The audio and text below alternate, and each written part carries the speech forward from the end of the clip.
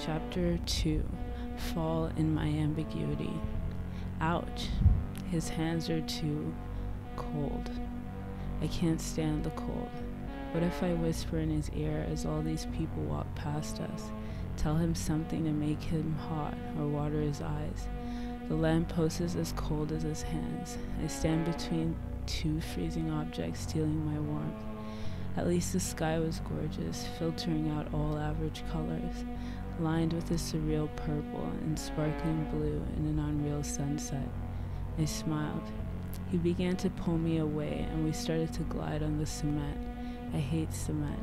It bores me. He was still pulling me through the crowd, and his hands were still cold. I looked up and tried to read a sign that I couldn't understand. Nothing here makes sense. I'm missing out. I don't understand the combination of letters or see a word. We walk in. The building was colder than outside, colder than him. A shiver crawled over every crevice of my spine like a slithering snake. I'm so uncomfortable. He still held my hand, and we went down a few stairs. 6, I counted.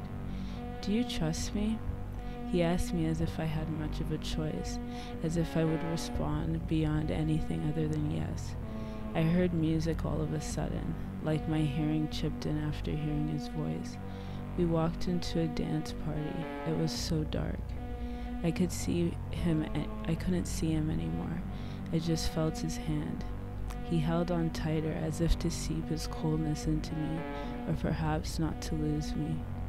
He walked closer to the music, and I could no longer hear my thoughts. People bumped into me and touched every part of my body that I was exposed. Then we stopped. I was distracted by this ambiguous place. He turned around. His heart matched the beat of the music. He lifted my chin and looked into my eyes. It was interesting that I could make out his face and that his hands didn't make me back away.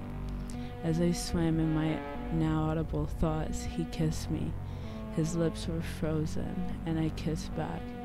He held me closer. I came closer. His heart matched the beat of the music. It was beautiful. Now, Chapter 3, Cadence of Screams. We indulged in this foreign city yet again. I was still trying to create that day in my mind. It was so hard. His hands were warmer today, still cold. We had to leave today, go back to a less ambiguous reality. I felt like I wasn't deteriorating as fast here. I was a little sad to leave. I'm sorry. He took his seat in the plane. Why? He didn't break eye contact with me. I took my seat at his side. I tried to tell him with my eyes. He didn't say anything. I'm tired. I found a nice spot in his shoulder and tried to sleep there. My mind rushed a full hour before I went to sleep. Suddenly I felt a brush across my face with almost death-like fingers. He whispered, "We are here." He touched my thigh and my eyes sprung open. He held my hand and we left.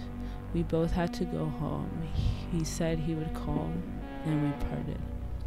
I got home and took a shower. I was so cold. I was shivering after and before I took my clothes off. The bathroom looked different. I took my last glance before I walked into the shower. Then I closed my eyes and allowed the controlled water to glide over every inch of me.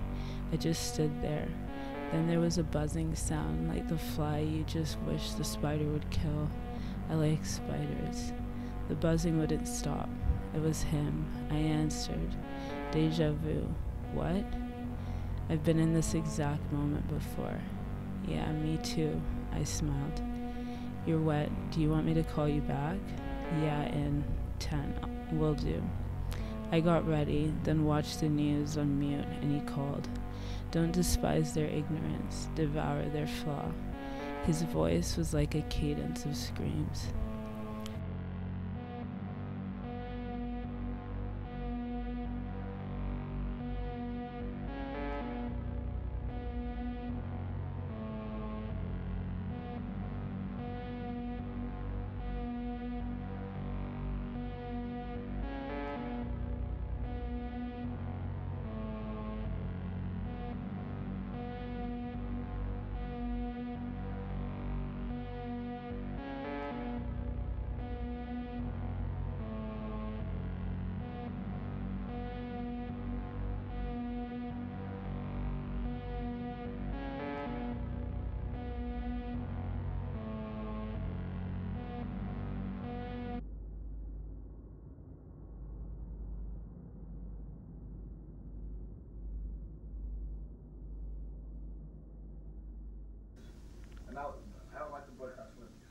Yeah.